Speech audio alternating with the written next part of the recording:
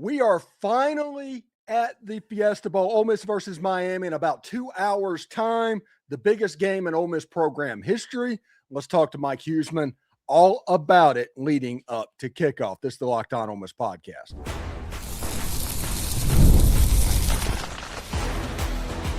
You are Locked On Ole Miss, your daily podcast on the Ole Miss Rebels, part of the Locked On Podcast Network, your team every day. Welcome to the Locked On Ole Miss podcast. I'm your host, Stephen Willis, a 10-year veteran member of the national media and a former Ole Miss staff member as well. And this podcast is the most watched podcast on the internet about Ole Miss sports. Thank you very much for that. We're part of the Locked On Podcast Network, now the #1 sports podcast network in the world. That's all because of you. On today's show, we will preview the last couple of hours leading up to the Fiesta Bowl. We'll talk about what we think is going to happen, what we need to watch out for, talk about players to watch, and all of that stuff. In the third segment, it will be all about you. So have your comments ready, but please, in the comments, tell me where you're commenting from. We want to shout that out as well. We appreciate that very much. You know, we're free and available on all the podcast apps and on YouTube, and a special hello to the insiders and everydayers who make the show what it is, and that is your team every day.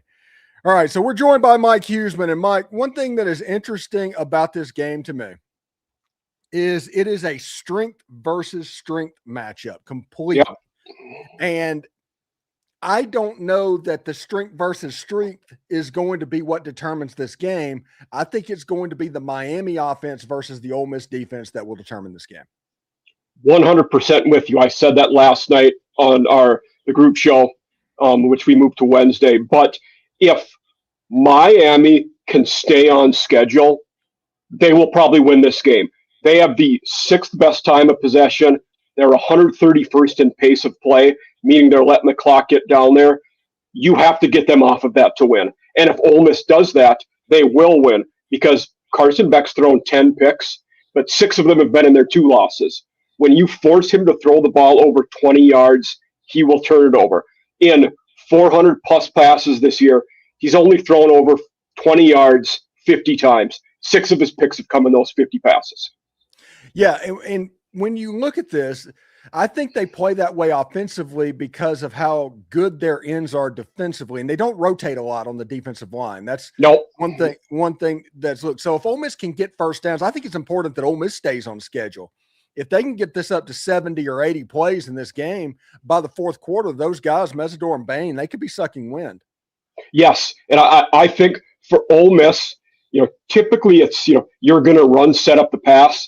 I think for Ole Miss, it's the inverse of that now.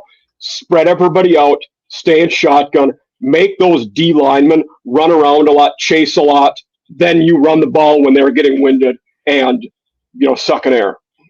Yeah, it should be pretty interesting. This is a fun, evenly matched matchup. I don't foresee a situation where at the end of the game that you're just claiming that one team is better than the other. It's going to be one of those things that somebody is going to lose a football game, and that's going to suck for whoever loses this football game. But it's not going to be a situation to where one team is clearly over the other, because if you talk to Miami fans, they 100% believe they're going to win. If you talk to Ole Miss fans, they 100% believe they're going to win. I think the only scenario we see a double-digit outcome on either side is if we have a 3+ turnover margin one way or the other. Yeah, I think that's important, because in my keys to the game, the #1 key, I do think that the key to this Miami game is really similar to Ole Miss's key with the Georgia Bulldogs, and that is stop the run. If Miami struggles to run the ball and you can get them in long yardage, that's going to cause Carson Beck to throw the ball downfield, and there's a good chance he's going to throw it to another jersey. There's so many factors about what if and what's going on and all of that, how it could happen, that it's interesting on both sides. You don't have a perfect, non-flawed team on either side, but you have 2 really good football teams this season. And I think both coaching staffs and teams know exactly who they are and what they need to do to play their best brand of football. So it's going to be tough to pull them out of what they want to do. Yeah. Absolutely. I do think in this game, My person that normally I'm going to say inside the Manning Center, I know they're in Arizona this week, but he said this walkthrough this morning for Ole Miss was very good, very clean. He expects a very clean game. And if Ole Miss plays a clean game, they're going to win it. I would say the other way. I think if Miami plays a clean game, they will win. But it goes either way. I mean, I'm of the opinion that if both teams plays their best football, that like you have best on best the whole game through, Ole Miss has the better football team to win this game. That's when I'm going into this game winning with. Probably. Yeah, I don't hate that. Yeah. I think, and part of why I framed it the other way was because of how poor Miami can get when Beck is turning it over. Turnovers would hurt them more than they would hurt Ole Miss. Yeah, that absolutely. If Miami has multiple interception this game, I think there's almost no way that they win it unless Ole Miss plays poorly. Absolutely. But if both teams have no turnovers and everybody's just kind of going, I think Ole Miss wins a very close one because they're good.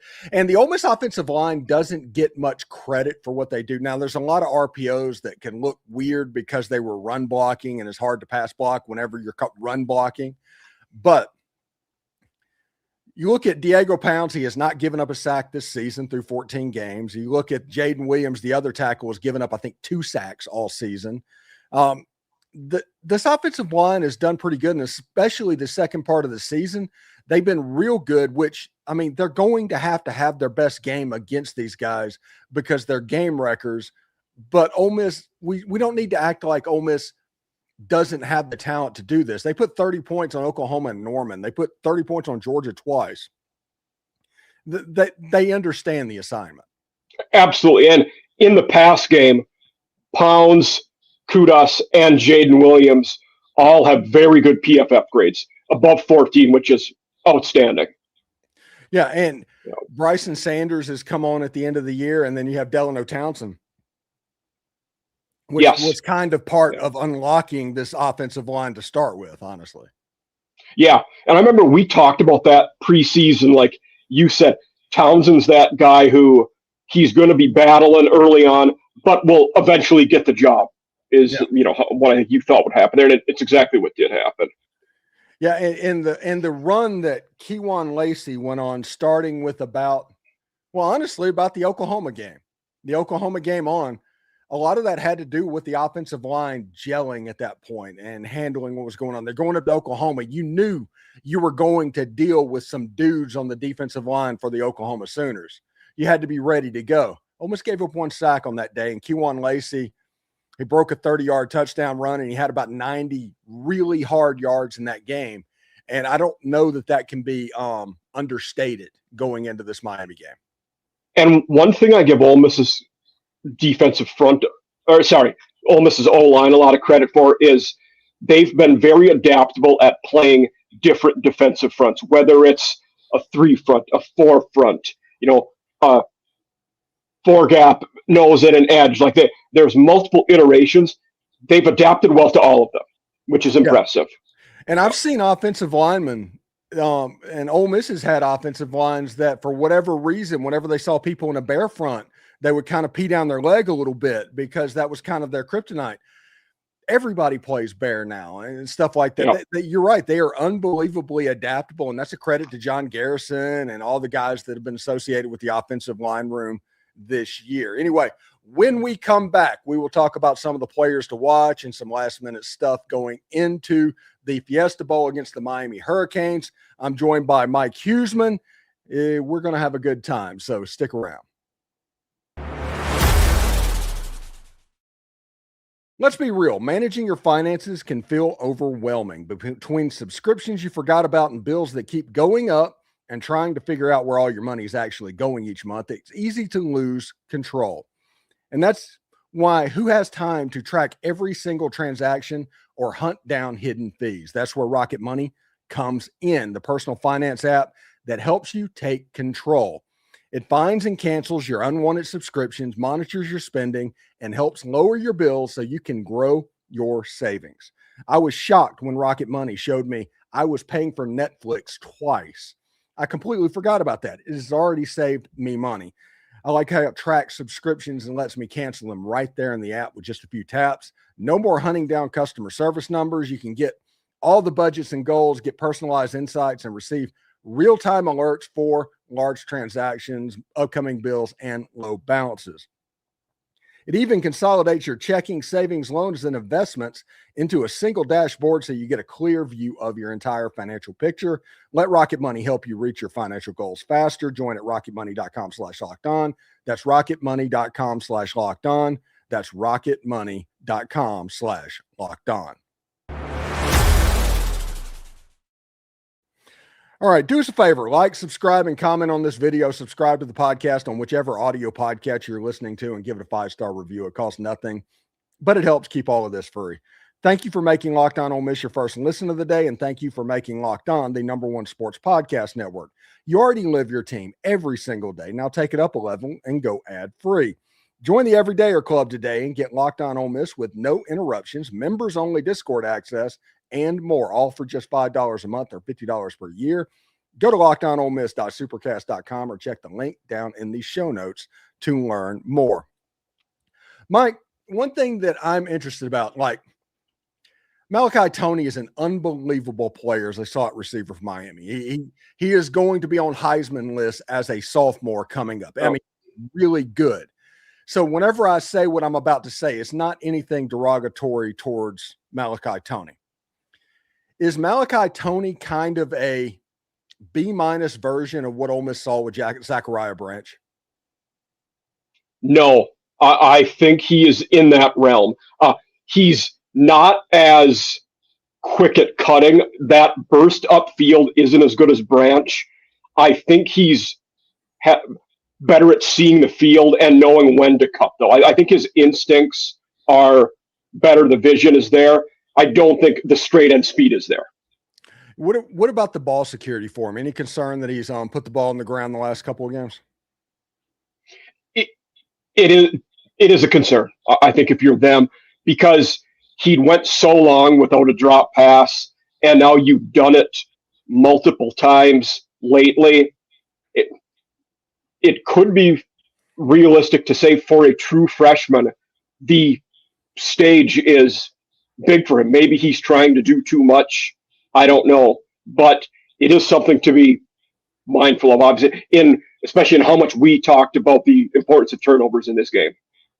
Yeah, because you already have a risk with throwing the ball downfield with Carson Beck and all that. You want to get them in that position. You can't help them out by adding fumbles into the mix as well.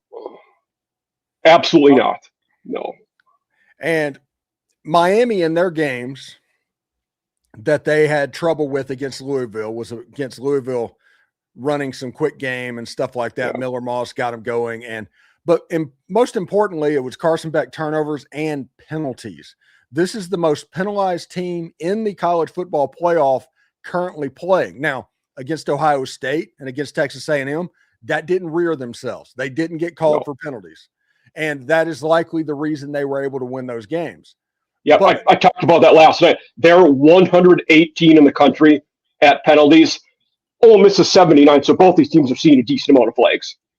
I think what Ole Miss wants to do, I don't know if they're going to be able to, but if they get into some second and shorts or third and shorts to where they can hunt a little bit, to where the ends have to at least be mindful of the run, I think there's a chance you see some double moves to try and get some handsy defensive backs to give you some cheap penalties from time to time. I do think Ole Miss is going to try and take advantage of that and bring that back out to the surface, because I think it's still there. It just hasn't been called. Absolutely. And I think for Ole Miss, the guy who I'm looking at, if we're, I know FanDuel sometimes does these sponsors, Stribling is the guy that I like the over on. He's a guy who I think if they're going to get big plays based on who will be in coverage, I think Stribling is the guy that does it.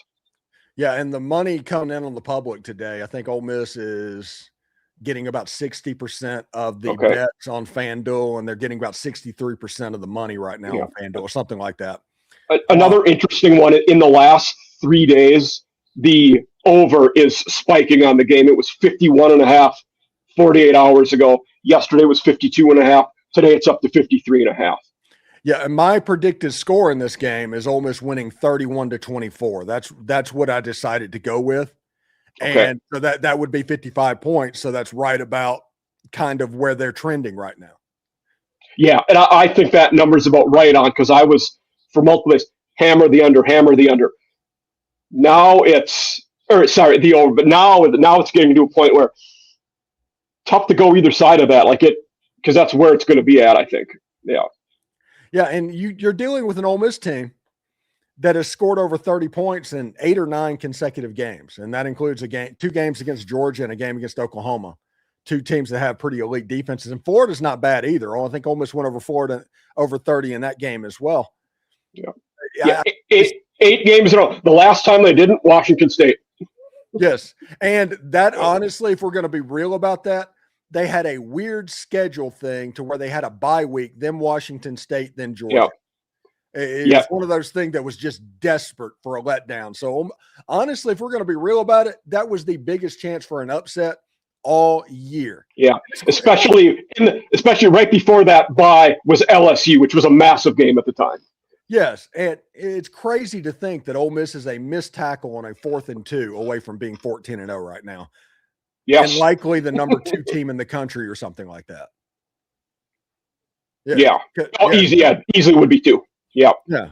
So it's crazy to think about, but everybody just remembers how that Georgia game played out, and they're pretty consistently wanting to take the data point just straightforward. And it's like that game was the anomaly. That game wasn't the real. And the differences between the two, you saw it on the field against the Georgia Bulldogs, and that's with all of the stuff going on with the coaching staff and all that right now. And the interesting hypothetical scenario in that, you don't have the missed tackle, you go undefeated. Well, then you play in the SEC championship game and you get a bye. The bye teams have not fared well. So it's a very alternate world of what would have happened in that case. Yeah, unless you're Indiana, which I do want to thank Indiana for what they did. Yeah, I mean, they kind of did the Lord's work with the way they handled that. Absolutely, yes. Yeah, that was fantastic. Honestly, in that Indiana-Alabama game, it was like they did a jersey uniform swap. Yeah, that was a Nick Saban Alabama team performance against somebody else. When we were talking last night, Boss Man said this Indiana team reminds me exactly of Saban's first title team in 2009 when they just kind of came out of nowhere and you just took care of business all the time. Yeah, absolutely. You get beat by 20 points, but it felt like you got beat by 50 points. Yeah. They call it joyless murder ball. They are showing Ole Miss coming up to the stadium. They have arrived in Glendale, Arizona for the Fiesta Bowl. The field looks absolutely gorgeous, by the way. It does. Yeah. We noticed that during the Tulane game, the navy blue and green, it just kind of goes good together. It looks good on a field. So the one thing I haven't seen, what unis are Ole Miss wearing tonight? Powder blue helmets, powder blue jerseys, white pants. I like it. Yeah, and Miami is going with their stormtrooper look. They're all white. Oh, cool. Yes. I was hoping orange pants, but still good. Yeah, I wanted orange pants too. I talked to Alex Dono from Locked On Canes. It's like, I just want Miami to look like Miami. That's all I want. So we'll see. Hopefully this is the last time we won't be able to see the orange pants again until next year. But we'll see exactly how that goes. Anyway, when we come back, we will get into your comments right here. This is the pregame show of the Locked On Ole Miss podcast. Thank you for watching.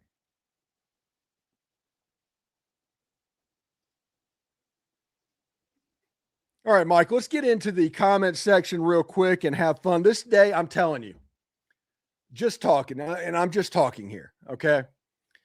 Today has crept by. It's been the slowest dang day. It's like every 5 minutes takes an hour to get past. I don't know if it's the fact that Ole Miss is playing a big game and there's no other games to lead into it and you have to wait for it, or if the magnitude of this Ole Miss game is just kind of taking over. All of that coming together, I guess, is just made it to where you need it to get here. You want it to get here, but you can't take a nap or anything like that because anxiety is too high.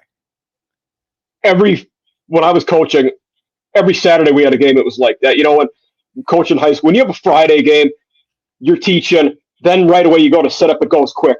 But those Saturday games, it's just on your mind the whole day. There's nothing you can do to speed it up, and you're just waiting, and that's it. Yeah. All right, so let's go into the comment section. Remember, if you're commenting, we're going to try and get through as many as we can, about 10 minutes worth of time. So if we don't, check us out in the post-game show. Comment on there. Be sure to put where you're commenting from there as well. So, all right. We have David H. saying, hotty toddy from D.C. We've got Mark Wall saying, Mark from St. Louis, can't wait. Ole Miss by 100. LFG. We have Stretchy Bog saying nerves just kicked in, yo, from Jackson, Mississippi. Or I know that one. Absolutely. Yeah. Will Wilbanks says, hotty toddy, let's go Rebels. He's from Sherman, Mississippi. Where is Sherman, Mississippi on the map?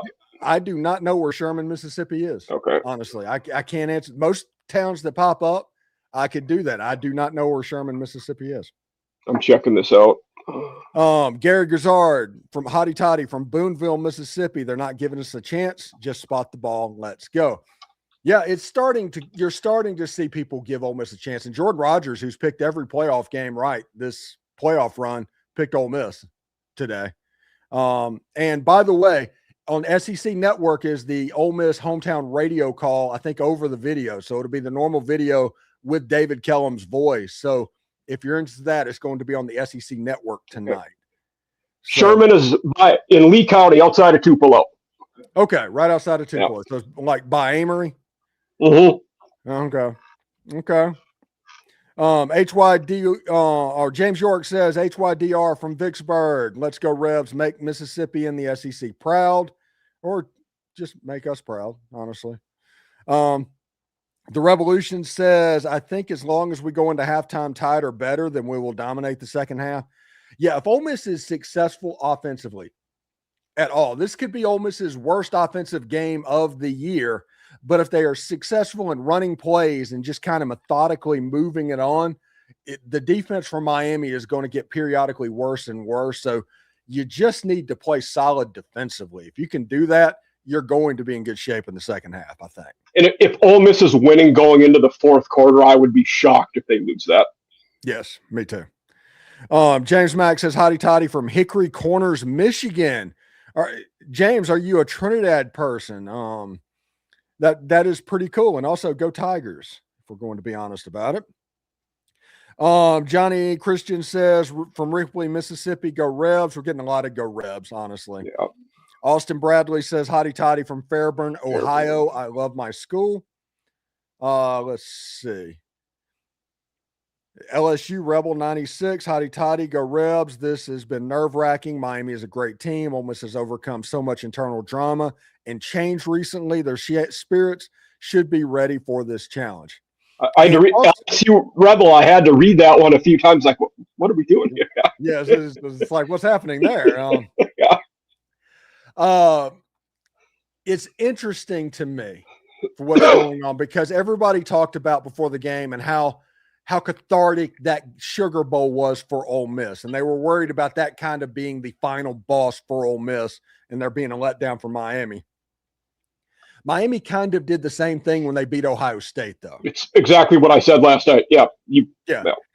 It's two teams that gave absolutely everything in the game. So I do not think, again, in this game, you have to worry about what you did against Georgia compared to what they did against Ohio State because it all kind of washes out.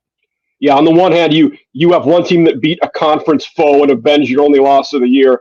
The other hand, the number one defending national champion in the biggest win you've had in 25 years. Yes. Dr. Henley says, hotty toddy from Columbus, Georgia.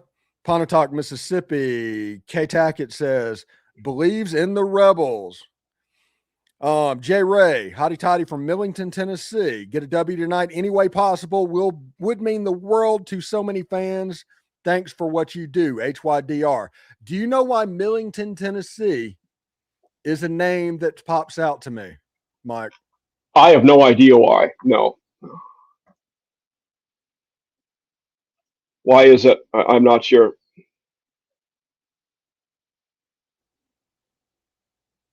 Mike, can you hear me? I can hear you now. Yeah, it looked like that you was froze. weird. Okay. Yeah, it froze up for a second. Do you know why Millington, Tennessee is important to me? No idea. They cut every one of the orders for enlisted people in the United States Navy. So whenever we were negotiating orders, you had calls to Millington, and you were talking with the commands about that. So anytime I see Millington, Tennessee, that makes me automatically think I'm about to move, obviously, and I'm ready to fight because you're fighting for your orders at that point. Okay. All right. Chasing the MP says, I had a friend fly through Arizona. He called me and said, ASMA was 75 or 70% of the entire airport.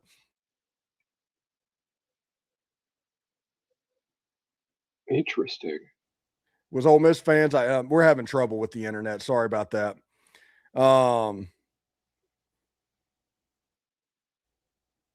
right. The internet's being weird. We're going to shut this down. Enjoy the game. We'll be back right after the game as well. So game show. Hotty toddy, everybody. We will see y'all after the game. See you guys later.